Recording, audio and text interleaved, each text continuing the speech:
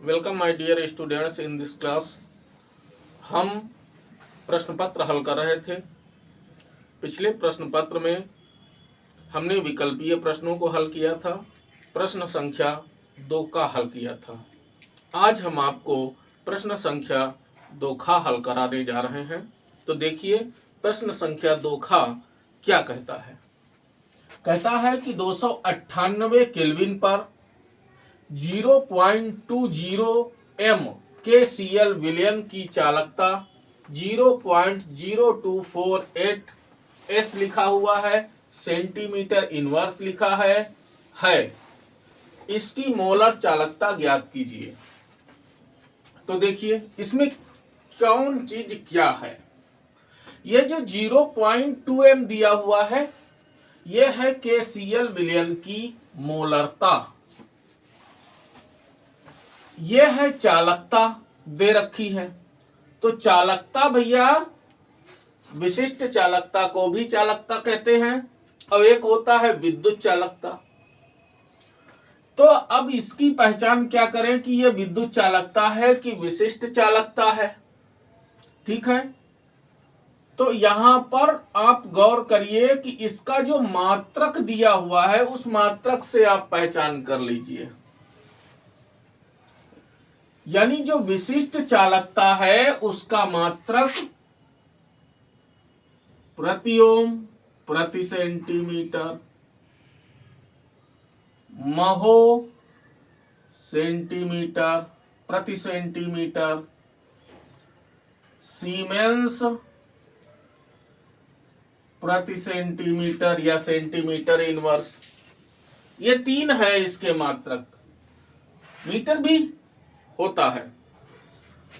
तो यहां पर सेंटीमीटर को ज्यादा महत्व दिया गया है इलेक्ट्रोकेमिस्ट्री में, तो आप सेंटीमीटर में ही लिखें। तो भैया यहां पर जो मात्रक है वो आपका ये है। तो इसका मतलब ये जो चालकता है ये वास्तव में इस विलयन की विशिष्ट चालकता है। ठीक है भैया।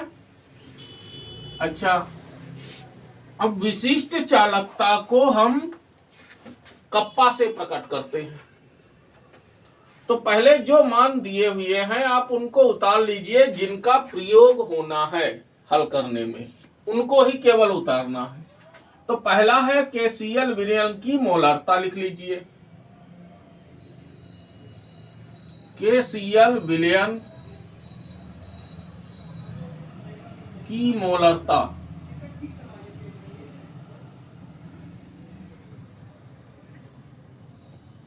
यानी कैपिटल M बराबर 0.2। आप चाहें तो आगे मात्रक लगा सकते हैं, मोल प्रति लीटर। आप ऐसे ही लिखना चाहें खाली लिख दीजिए। विलयन की चालकता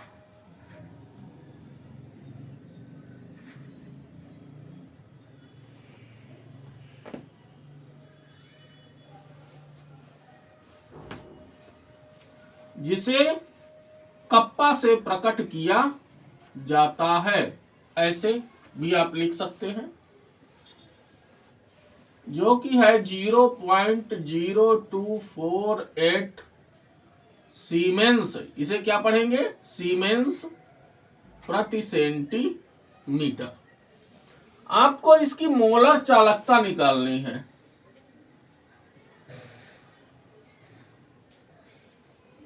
विलयन की मोलर चालकता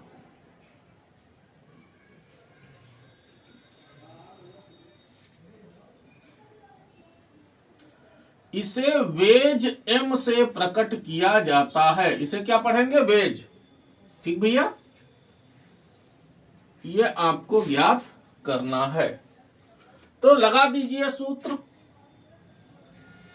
वेज M बराबर कप्पा गुणा 1000 बटा M। ये सूत्र लगाना है आपको। मान रखिए 0.0248 गुणा 1000 बटा 0.2। समझ में आई बात भैया? हमने नीचे का दशमलव हटाया, ऊपर एक जीरो बढ़ा दिया, बराबर। अब इसमें 4 संख्या बाद दशमलव है और इसमें 4 ही जीरो है, बराबर है आंकड़ा। तो जब आप इसकी गुणा करेंगे तो 248 आ जाएगा बटा 2। अब कैसे 248 आएगा? तो भैया जब इसमें आप गुणा करेंगे तो 1 से 248 में किया तो 248 हो गया और 4 जीरो, और 4 संख्या बाद दशमलव लग जाएगा तो कितना हो जाएगा? 248 हो जाएगा भाई, हमने लिख दिया। अब इसको तुम काट लो, 2 एकन्ना 2, 2 एकन्ना 2, दूनी 4 और 2 चक्कू 8। तो ये आ गया तुम्हारा वेज एम बराबर 124। समझ में आई बात? अब इसका तुम्हें मात्रक भी लिखना है, तो मात्रक इसका क्या हो जाएगा? सीमेंस सेंटीमीटर स्क्वायर प्रति मोल। ये हो गया इसका मात्रक और निकल आया मोलर चालकता विलयन की। बात भैया समझ गए? खूब अच्छे से देख लीजिए, समझ लीजिए और इसको तैयार कर लीजिए। ये प्रश्न आपका 2 नंबर का है। बात भैया समझ गए?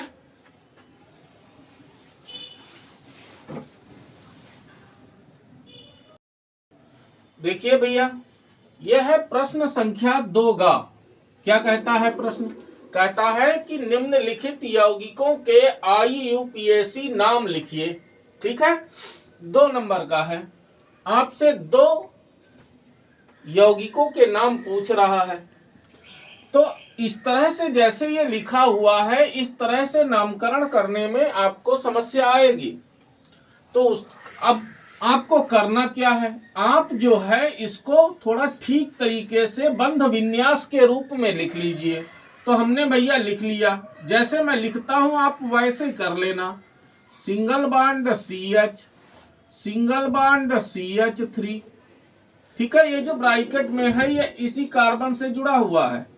Single bond CH2, single bond CH2 और सिंगल बॉन्ड CHO। ये हो गया।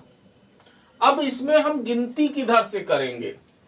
तो गिनती भैया आप इधर से करेंगे, क्योंकि इधर एल्डिहाइड समूह लगा हुआ है। ठीक है, तो इधर से करिए। तो 1 2 3 4 5। ठीक है, अब चौथे पर मेथिल समूह बैठा हुआ है, तो लिखिए 4। ठीक है, मेथिल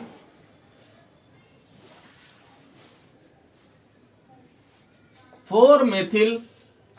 5 कार्बन की श्रृंखला है।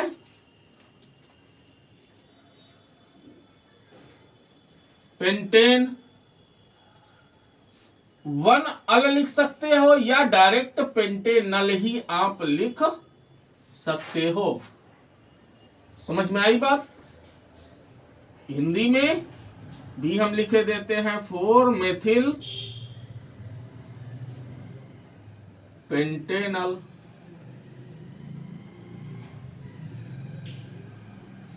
यह हो गया इसका IUPAC नाम। तो देखो भैया हमने ये लिख लिया इसको इस तरह से। ठीक है, बंध विन्यास के रूप में हमने दर्शा दिया इसको। अब इसमें गिनती आप करिए, तो चाहे इधर से करो चाहे इधर से करो। दूसरे नंबर पर कीटोन समूह बैठा हुआ है तो हमने इधर से कर लिया 1 2 3 4 5। ठीक भैया, अब इसका नामकरण आप कर दीजिए। तो 5 हैं तो पेंटेन हो जाएगा। तो भैया अंग्रेजी में अगर लिखिए तो आपको स्पेलिंग का बड़ा ध्यान रखना है। पेंटेन में से ई हटा दिया जाता है, ठीक है, और ओन जुड़ता है। यह है, तो दूसरे पर CO है और चौथे नंबर पर CO है, तो डैश लगाइए 2,4। ठीक, 2 बार है तो डाई, CO के लिए ओन लगाते हैं, लिखा 1 जाता है, पढ़ा ओन जाता है। ठीक है, तो पेंटेन 2,4 डाई ओन, यही आपको हिंदी में, अगर हिंदी में आप लिखना चाहते हैं तो हिंदी में आप लिख सकते हैं, पेंटेन 2,4 डाई ओन।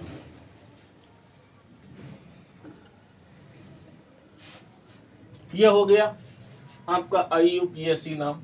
ठीक है भैया, तो देखिए भैया प्रश्न संख्या 2 घ क्या कहता है? कहता है द्विदंतुर तथा उभयदंतुर लिगंड से क्या तात्पर्य है, प्रत्येक का एक उदाहरण दीजिए। हमने डाल दी हेडिंग द्विदंतुर लिगंड, इंग्लिश में कहते हैं डाइडेंटेट लिगंड्स। ठीक है, तो देखिए भैया क्या परिभाषा होती है द्विदंतुर लिगंड की। ऐसे लिगंड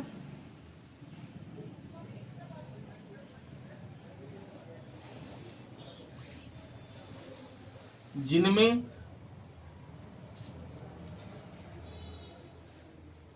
दो दाता परमाणु होते हैं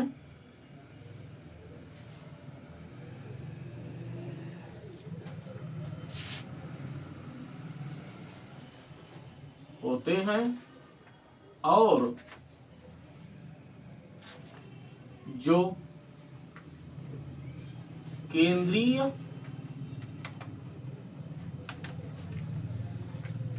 धातु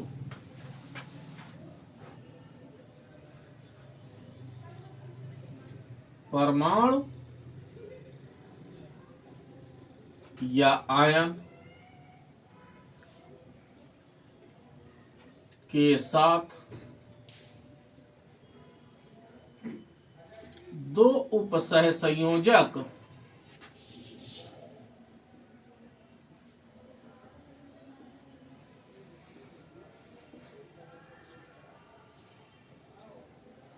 बंध बनाते हैं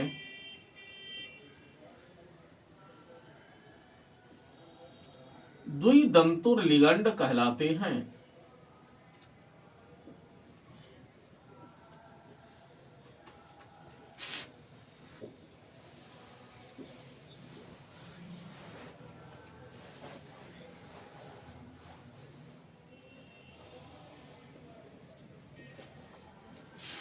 बात भैया समझ गए?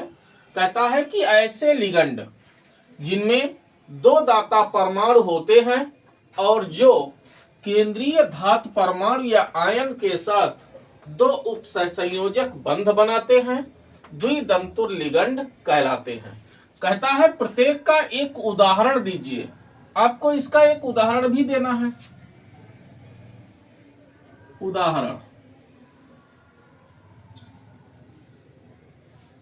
हम यहां पर आपको दो उदाहरण दिए देते हैं भैया। लिगंड वैसे तो यहां पर जो है केवल आपको जो है उदाहरण केवल लिगंड दे देना है बस, लेकिन यहां पर हम आपको समझाए देते हैं। लिगंड नाम दाता परमाणु,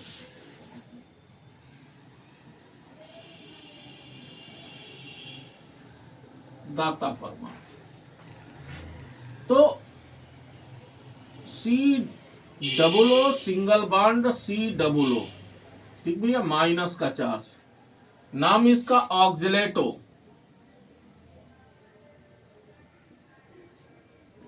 ऑक्सिलेटो। दाता कौन से हैं? ऑक्सीजन, O व O।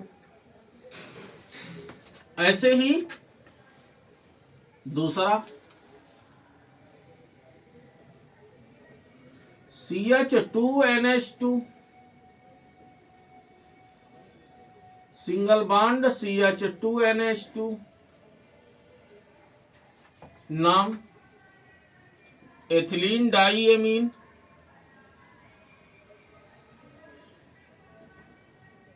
एथिलीन डाईएमीन, इसका नाम एथेन 1,2 डाईएमीन भी है भैया। तो एथिलीन डाईएमीन, इसमें दाता परमाणु कौन है? नाइट्रोजन है। ठीक है, तो यह हो गया आपका द्विदंतुर लिगंड। अगला है उभयदंतुर लिगंड।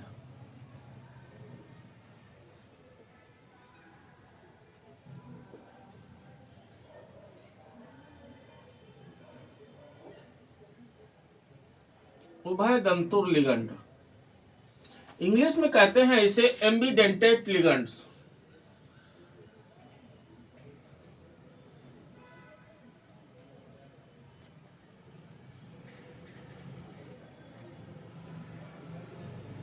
एम्बिडेंटेट लिगंड्स,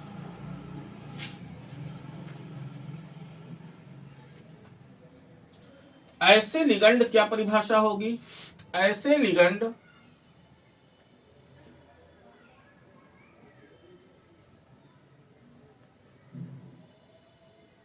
जो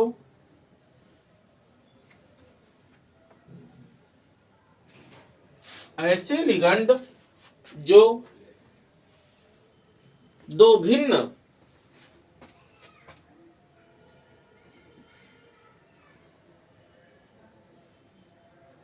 परमाणुओं के द्वारा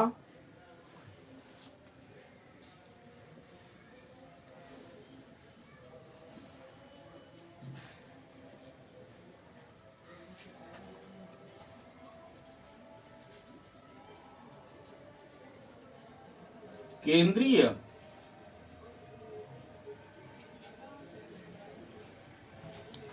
धातु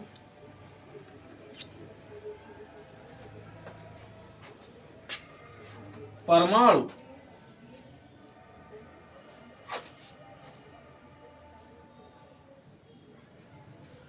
या आयन के साथ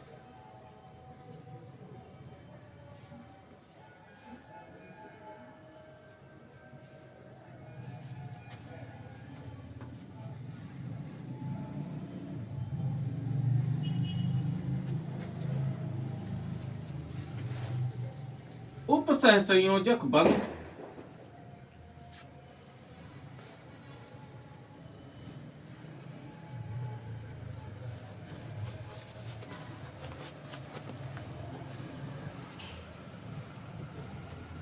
बनाने की क्षमता रखते हैं।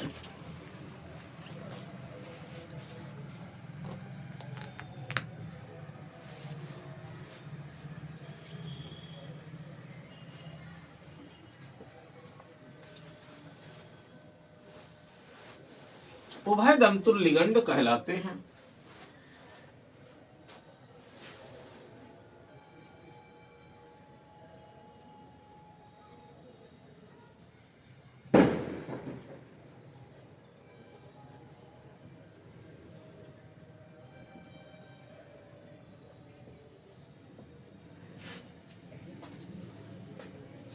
समझे भैया? तो देखिए भैया, पहला उदाहरण NO2। देखो, इसका नाम जो है, जब नाइट्रोजन के साथ उपसहसंयोजक बंध बनता है, यानी जब नाइट्रोजन के द्वारा उपसहसंयोजक बंध बनाया जाता है, तब इसे नाइट्राइटो N बोलेंगे या नाइट्रो बोलेंगे। और जब ऑक्सीजन के द्वारा बनाया जाएगा उपसहसंयोजक बंध, तो इसे नाइट्राइटो O बोलेंगे या नाइट्राइटो ही केवल कहेंगे। ठीक है, तो इसमें जो है दाता परमाणु है आपके N व O दोनों। ऐसे ही दूसरा है SCN। समझ में आई बात? इस नाम इसका थायोसाइनेटो, वैसे तो इसका थायोसाइनेट है नाम भैया, ऐसे नाम है इसका थायोसाइनेटो। बात भैया समझ गए? इसमें दाता परमाणु कौन सा होगा?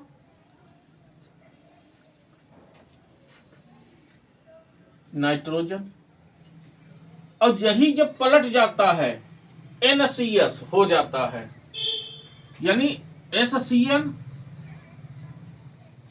व NCS,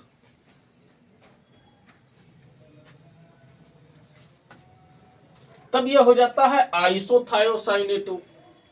क्या हो जाता है? आइसोथायोसाइनेटो। ठीक भैया।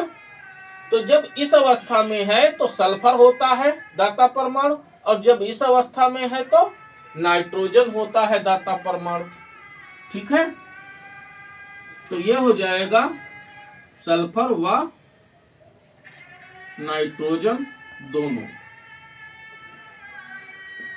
समझ गए भैया? तो आप इनको देख लीजिए, ये NO2 रूप में है तो N होगा, व ONO इस रूप में हो तो O होगा।